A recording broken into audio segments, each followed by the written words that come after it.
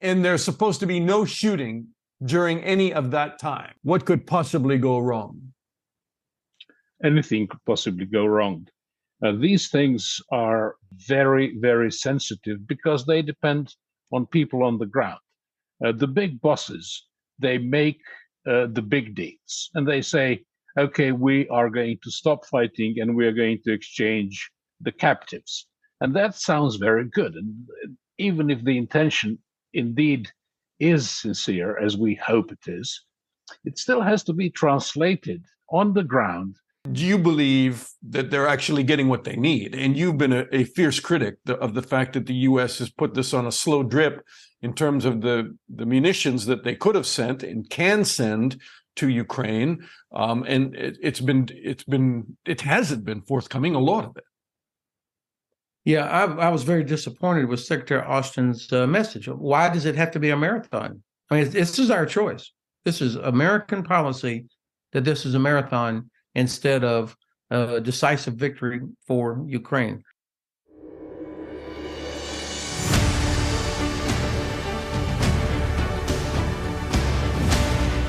Hi, everyone, and welcome to another edition of Backstory. I'm Dana Lewis. Coming up, the insightful, no-nonsense lowdown on Russia's war on Ukraine from U.S. Army Lieutenant General Ben Hodges. Are we witnessing a complete deadlock in the fighting? Hodges says he just got to say that Ukraine needs to win. And that's lacking in the discussions, in the strategy on arming and funding Ukraine. And security analyst Zoran Kusovac on the Gaza war. Will a pause become a ceasefire? I doubt it. But let's talk through what's happening with the Israeli hostages and what tomorrow holds. Zoran Kusovac is a geopolitical and security analyst, a war correspondent, a producer, somebody I've worked with over the decades, and you can't find anybody who's sort of more experienced and I wouldn't say war weary, but war. Zoran, what would we say? Just you've been everywhere and you've seen it all. And you're very good at kind of looking at today's situations and being able to reflect them into yesterday's and what could possibly go wrong. Thanks for singing my praises, Dana. I would settle for war savvy.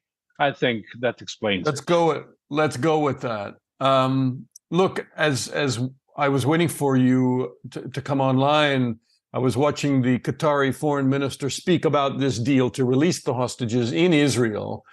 And it seems like there are so many unanswered questions, but essentially starting at 4 p.m. on Friday, 13 hostages are going to be released, but the truce, the ceasefire, if we can call it that, or the cessation in hostilities is a better way of saying it, is supposed to start at 7 o'clock in the morning. Aid trucks are supposed to start moving into Gaza.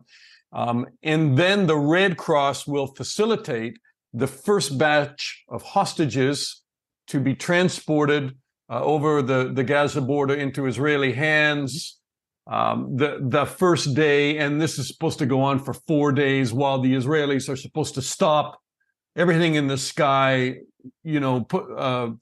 turn the drones off, ground their aircraft, and there's supposed to be no shooting during any of that time. So let me go back to the first question that I said to you, and that is, what could possibly go wrong? Anything could possibly go wrong. These things are very, very sensitive because they depend on people on the ground. The big bosses, they make the big deals, and they say, okay, we are going to stop fighting and we are going to exchange the captives. And that sounds very good. And even if the intention indeed is sincere, as we hope it is, it still has to be translated on the ground into some very sticky things, like what route are they going to use? Commanders on the ground, first of all, have to meet. And that is not always easy. Imagine, they've been fighting each other now in the last Gaza offensive for almost a month on the ground. They wanted to kill each other. They wanted to kill as many of their opposite side soldiers and officers. And now somebody had to pick up a radio. They actually talk to each other on the radio. In all wars, the enemies taunt each other. When there is a quiet moment, they call each other names and they threaten each other. But they know where they are. They use the same channels on walkie-talkies. So somebody on one side or another picked up a radio anytime from Wednesday until today, probably already on Wednesday, saying, my commander wants to talk to your commander. And then the two of them start talking and say, hey, you and I have to find out a safe route for these guys. We have to work out who and how is going to clear the rubble, who is going to guarantee that there are no landmines, which is going to be our changeover point. And this is very important. You are responsible up to this stone, and I'm responsible from that stone onto my side. Yeah, two sides that still want to kill each other, just haven't been bent on it in the past. I mean, they hate one another and they want to kill one another. So who do you think, as Israelis are still in place in Gaza, in their tanks, in buildings, on their overwatch positions? Hamas is still in tunnels. They are still everywhere, spread around, able to hit and run. Who do you think, with all these different factions in Gaza, might want to torpedo a deal, torpedo the truce? We don't need to go that far. We can ask one even simpler question. Are we 100% certain that both sides, on every point on the battlefield, exercise full and complete control 24/7? It's enough for one soldier to be angry, to be drunk, to be frustrated, and to say, who are they to tell me not to fight when I lost my this person or that person?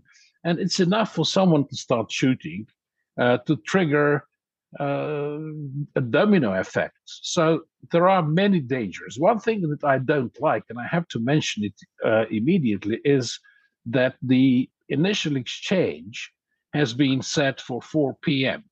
Now, the window of light is very short. 4 p.m. in Gaza, the sun is already going down, and it's almost dark. Unless it happens very fast and it's without any delay and it's very efficient, they're going to run into dark hours. And it's, as you know, it's never a good idea to conduct any business on the battlefield after the sun sets. So this worries me very much. Can I ask you, there are a lot of people sitting back applauding this because they just want the bloodshed to end.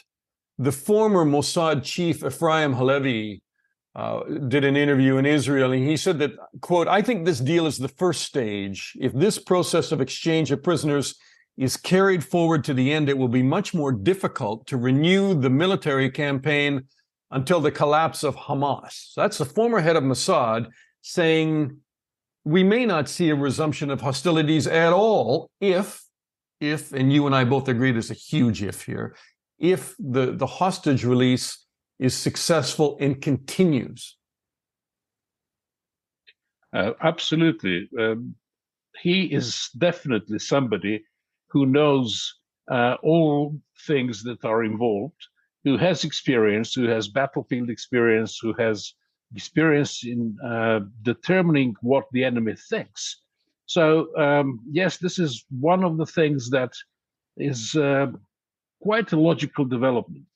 People will say, not just people on the ground, but it starts from them, the Palestinians, and the Israelis will say, wait a second, if we had 4 days without any fighting, without people getting killed, without anything getting destroyed, without buildings in Gaza being destroyed and covering people under rubble, without rockets being fired at Israel and killing people in their homes, why can't we have 40 days or 400 days? And the political expressions or the political pressures will be extreme on Netanyahu, right? Because, okay, 50 people released, it's a huge number of hostages out, but there are still potentially almost 200 others that will still be held. And the pressure on the Israeli government, which at first seemed to draw a horizontal bar between removing Hamas and the war and also releasing the hostages, they've been under a lot of pressure to say hostages being released are the number one priority now.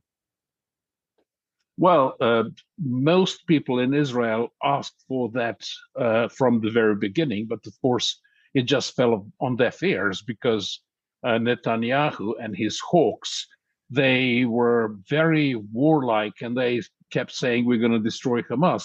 Of course, people who really know something about wars, Israelis who know about wars, and they do, they must have told Netanyahu from the very beginning, it's not that easy to destroy Hamas. You can kill many people, hoping that some of them will be Hamas, but singling out Hamas and destroying Hamas is not going to be easy militarily. By now, many people realize that. So, in a way, stopping the fighting, getting some kind of political securities after they got all the hostages out, would be an honorable way out for everybody. But that would cost Netanyahu his political skin. I don't think he can survive this in any way. His popularity, or actually his level of tolerance for his politics, went up and down like a yo-yo. It was absolutely rock bottom.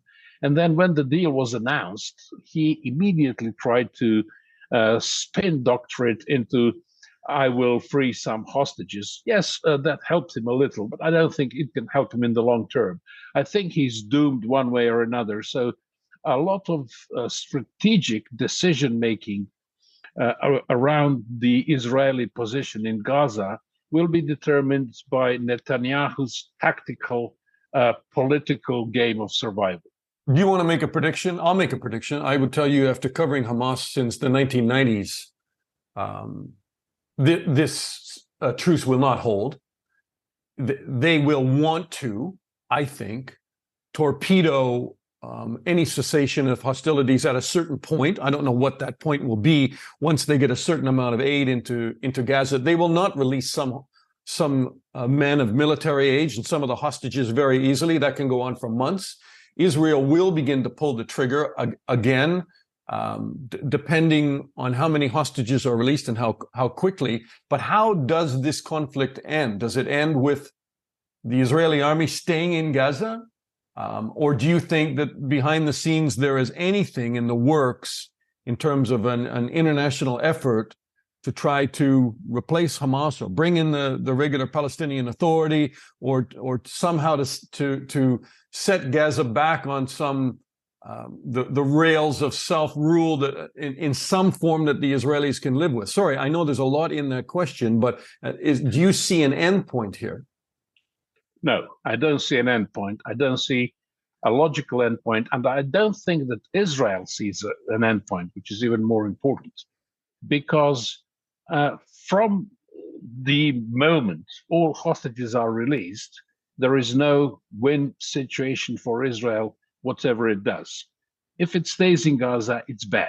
If it tries to occupy the whole of Gaza, it's bad, because that means pressure on the inhabitants, who will then have to press on Egypt to get into Egypt, and Egypt doesn't want them. No country wants them. And pressure on Israeli soldiers, who will keep dying in there, by the way, too, because they cannot just. That's why they left, Zoran, right? I mean, exactly, and they will keep getting drive-by shootings at night. They will keep getting picked off. There will continue to be armed conflict in there. Israel may think staying is the lesser of a number of evils, but I don't think Israel wants to stay on the ground there, and the Israeli public won't accept soldiers coming home dead, every week, more and more and more.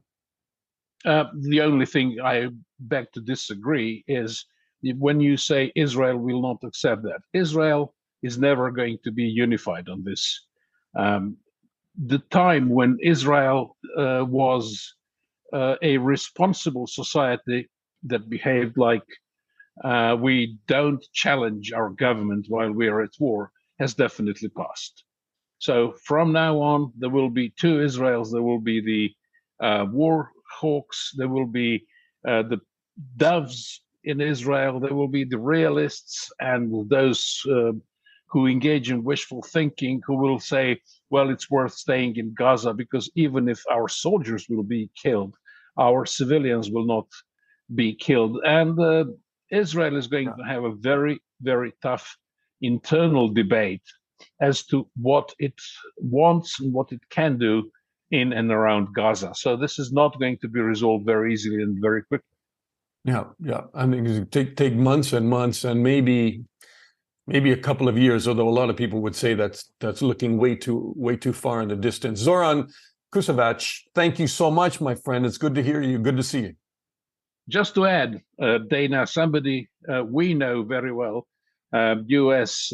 General David Petraeus, a former military commander and head of CIA, said exactly that. This war is not going to be finished in weeks. It's going to take at least months. Yeah, that from a guy who predicted Afghanistan would be a 20-year insurgency, and he was pretty close to that. Yeah, I don't think he predicted the end of that very well, but he predicted the length of it. So, thank you, Zoran. Yes. Thanks, Dana. Bye-bye. Nice talking to you.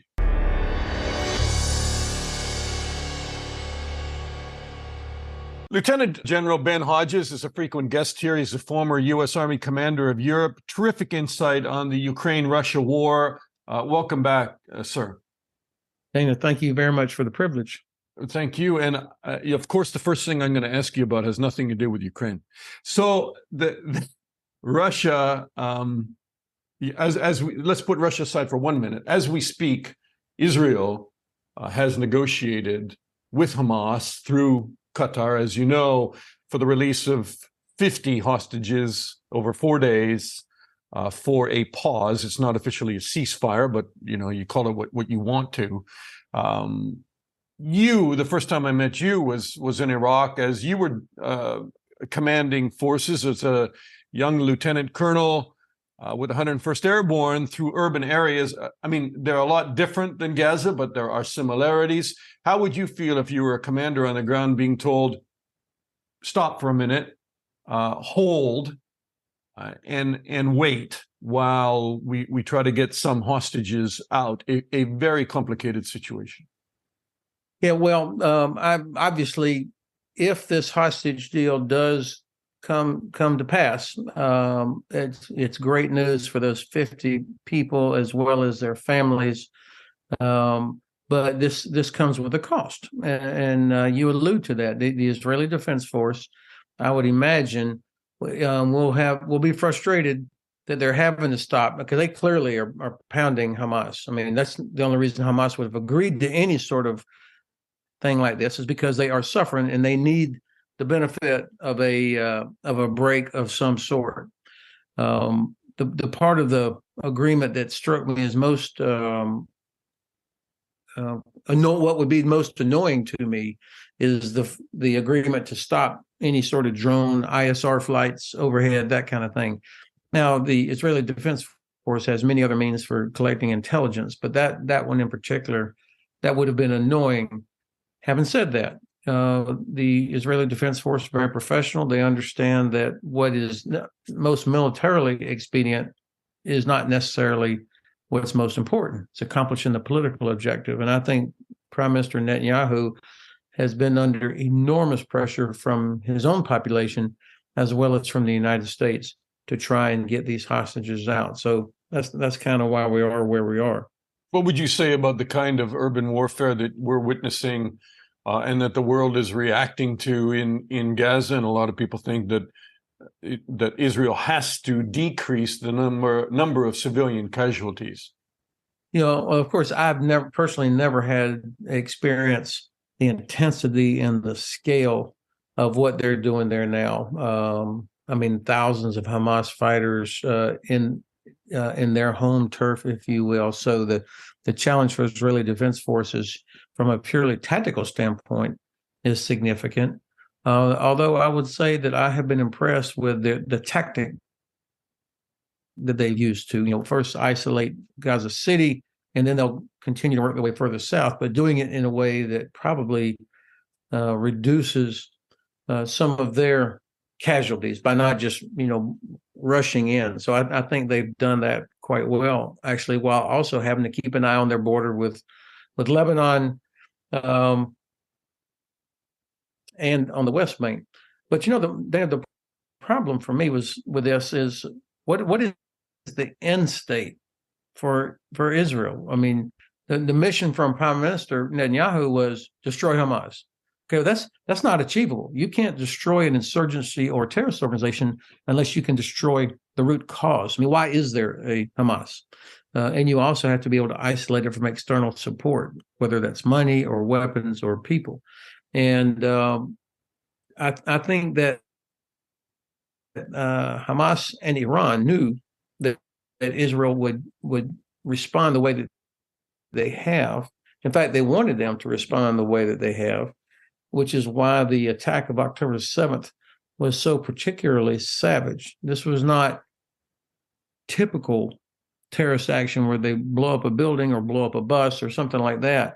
I mean, the 1,200 deaths, so many of them were so horrific, savage, and done in a way that would elicit such a strong emotional response from Israel. And of course, this was designed to create a situation where it would be almost impossible for Arab countries to embrace Israel or continue implementation of the Abraham Accord, which would have been one of the objectives of Iran. They did not want to see the Abraham Accord implemented and Arab countries and Israel achieving some sort of normalized relationship. So I think the tactics that they've used were intended to achieve that purpose. On the Israeli side, what I think needs to be there is something in the mission statement that talks about the end state, that the end state has to be where Israelis and Arabs can peacefully coexist. Easy to say, very difficult to achieve.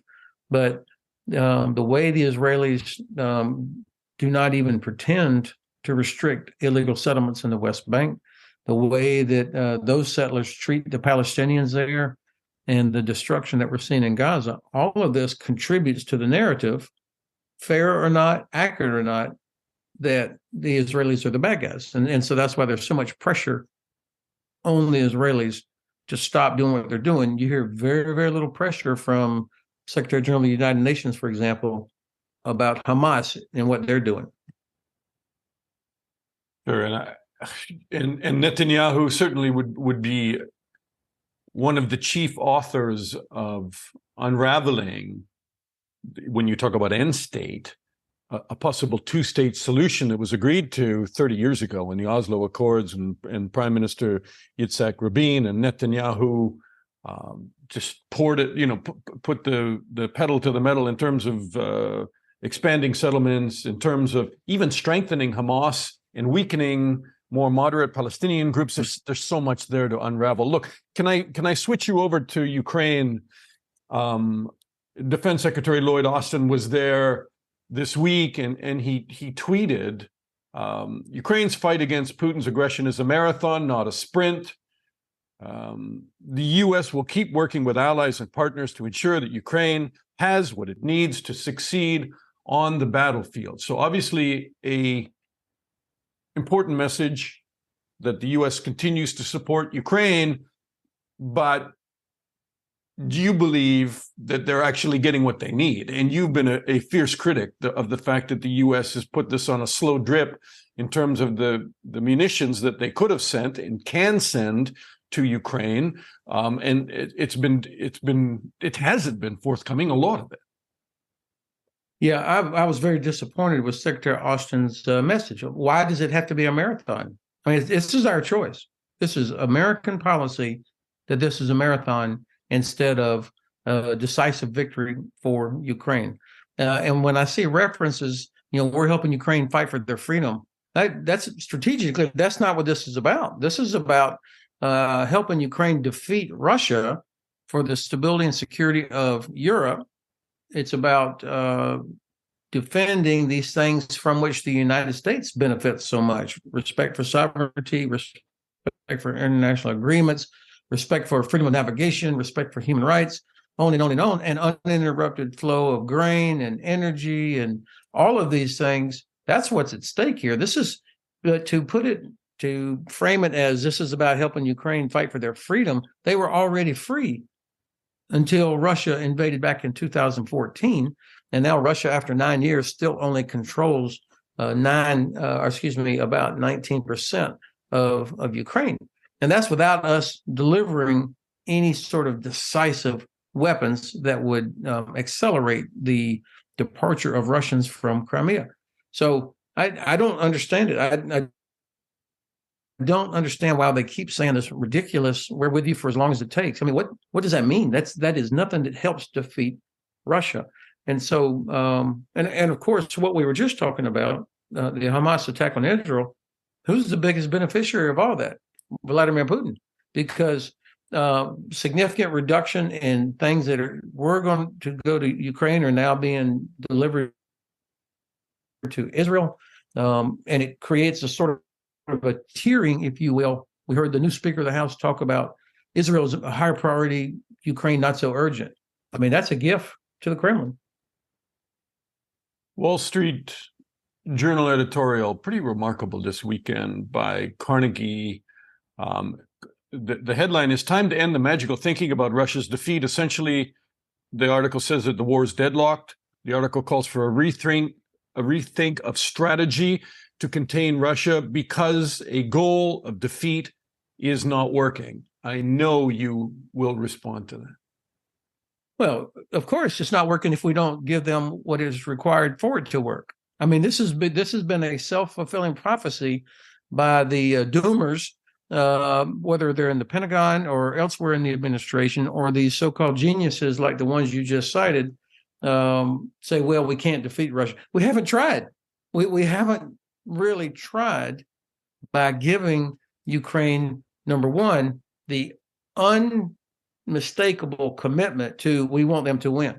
If we say that, if that's our policy, the United States policy, recognizing that it is in our strategic interest, it is in the strategic interest of Europe and Canada that Ukraine defeats Russia, ejects them back to the 1991 border, that would have such a powerful impact, not only on Ukraine, but also on the Russians.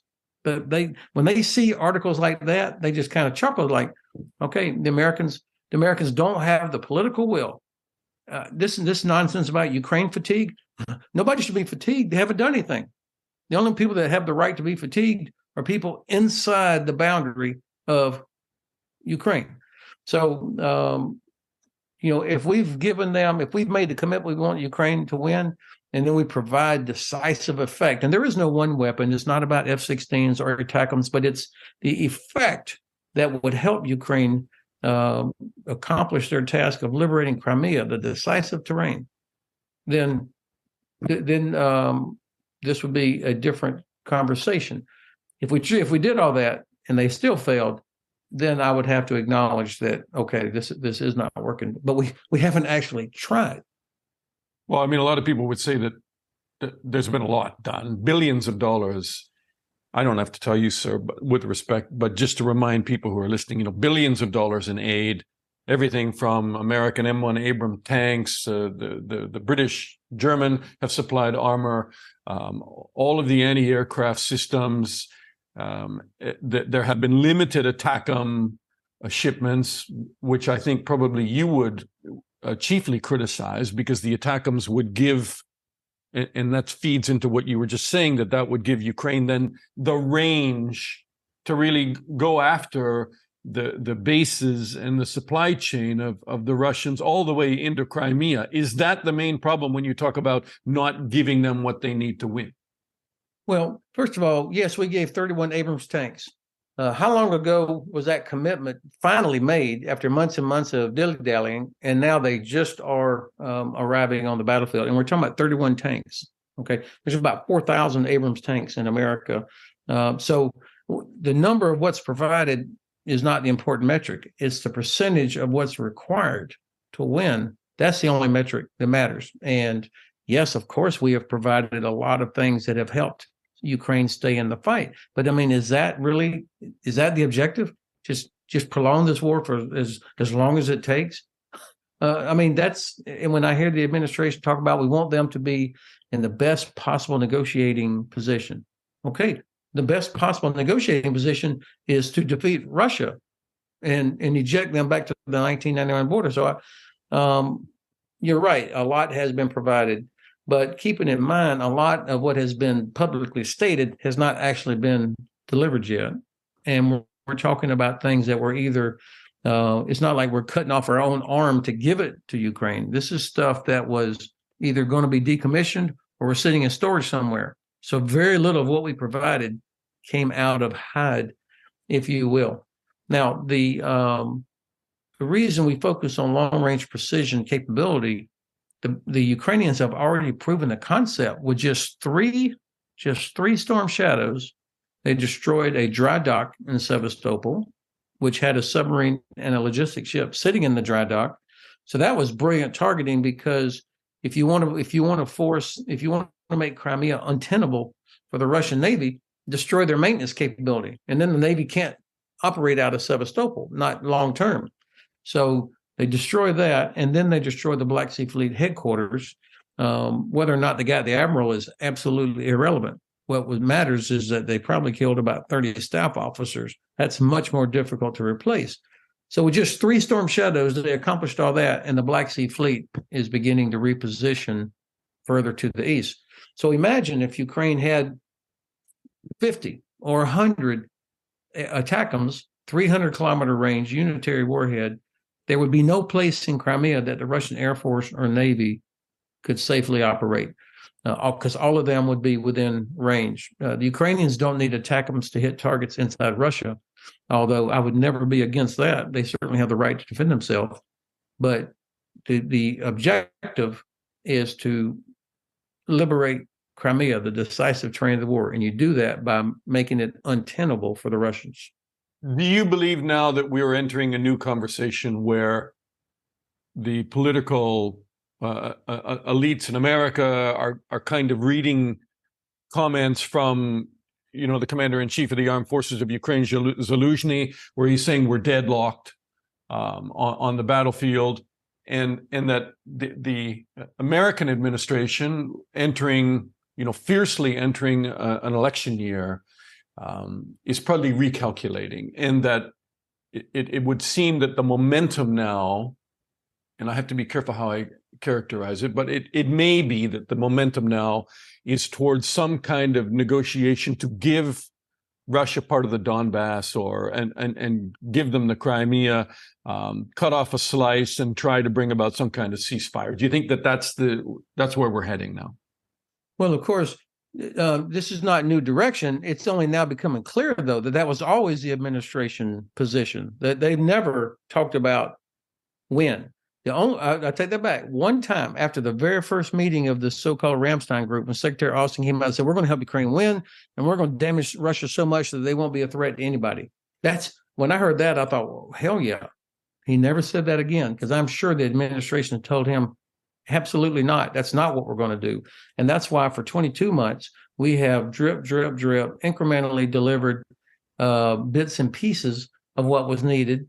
And, some allies, of course, the ones who live closest to Russia and know what the outcome will be if Ukraine fails, they have given everything. But the United States, we have not done that. And so I think this is a failed policy thus far, and it's a huge missed opportunity. But I think you're right. There are people that are saying, okay, it's obvious now what we should have been obvious all along. And there have been several of us that have been very critical of the administration for never declaring what is our objective. And so that's how you end up with bad policies if you don't have a clear defined objective. Why, General Hodges, do you think that that's naive? That you can make some kind of deal with Russia, cut off a piece of Ukraine, try to negotiate some geography and a ceasefire, and it's all going to go away? All right, so listen to what you just said. I mean, this sounds like the 18th century, where Russia, Prussia, Austria, and France would make a decision about carving up smaller countries. Here, you can have this part, you can have this part. Here we are in the year 2023, and there are serious people talking about, come on, let Russia have Crimea.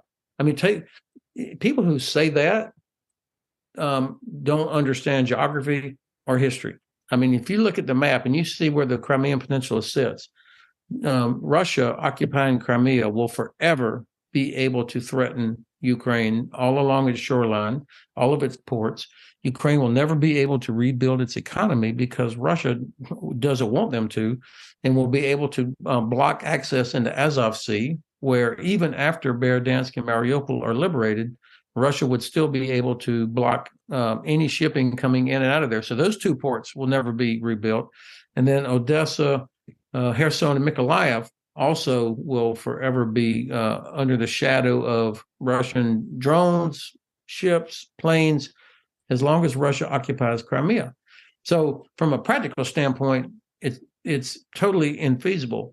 From a moral standpoint, who are we to carve up, to tell Ukraine, go ahead, let them have it? I mean, why don't we tell Germany, come on, for the sake of peace, let Russia have back the part of former East Germany that they used to occupy, or tell Italy to, come on, let them have Lake Como. I mean, but yet people are willing to tell Ukraine, go ahead, let them have this for the sake of peace. Guaranteed that will not lead to peace. And the Baltics would say, we're next. Yeah, of course they would. I mean, the Russians talk openly about it. And so, I mean, how many times do we have to keep learning the same lesson about, what is the price of appeasement? It always invites further aggression. Lieutenant General Ben Hodges, thank you so much for your time, sir. I took more than your 20 minutes, but I wasn't much over. And I wish you a very happy American Thanksgiving. Daniel, thank you very much. You're very thoughtful, and I always enjoy the chance to speak with you. I appreciate that, sir, and I'm going to keep that in and not edit it out, because you are so popular on social media that when I have interrupted you in the past, you can't imagine the feedback that I get. It is almost like you're, some kind of royal of heritage that you should never be challenged. So I'm very, very careful. No, please don't. I think. No, I'm saying it in jest, but I interrupted again. But I'm saying it in jest, but there's a lot of people, I think, that appreciate your views on Ukraine, and they don't understand why the American administration cannot cut through the fat and see it as clearly and as simply as that. Well, of course, the administration, to be fair, they have other things that they're dealing with, and I have the luxury of being able to focus on just a couple of things. So they're not stupid. I just think, we're going to look back on this as an unbelievable missed opportunity to change the security situation for generations. And of course, the Chinese are watching all this. And then, if you really want to help Israel, defeat Iran's best ally, Russia. I mean, Iran will be a lot less capable if it doesn't have Russia helping it. Yeah, it's a much bigger picture than some people imagine when they're just looking at these things in isolation. General Hodges, thank you, sir. Okay, then happy Thanksgiving. And that's backstory this week. By the time you hear this, the pause in fighting in Gaza may have already collapsed. I hope not. Those Israelis, women, children, fathers, brothers, deserve to come home now, all of them. And Palestinians deserve peace. But Hamas is the problem everybody needs to solve before there can be real quiet and peace. Otherwise, it's just a matter of time until the next round of violence kicks off, whether it be in the West Bank, or Israel, or in Gaza, or elsewhere. I'm Dana Lewis. Thanks for listening to Backstory. Share the podcast, and I'll talk to you again soon.